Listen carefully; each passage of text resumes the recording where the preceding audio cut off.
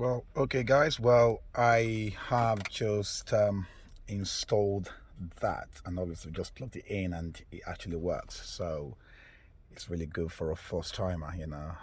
Never done anything do it yourself before. Well, obviously like putting a little bit of things together, which is fair enough. But actually, this assembling, or how would I put it, like taking apart dashboards and getting into the wiring, things like that. I haven't got a clue about it. No, I'm not technological minded that way, so I was actually going to pay someone to do this, but I thought after watching a lot of videos, I thought this should be actually easy. All I just need to do is a little bit of patience, and I will be able to do it. And that's exactly what I've just done, and it really worked. And this is the old one.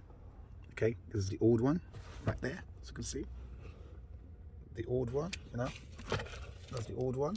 I came out of it and replaced with this one. Cost £349, and I think I bought it from Poseidon or something like that. I can't remember the name of the website now, but yeah, they're really good. They got videos everywhere as well to help you do these. But yeah, it's absolutely brilliant, absolutely brilliant. So I'm loving it, really, really loving it. I'm happy.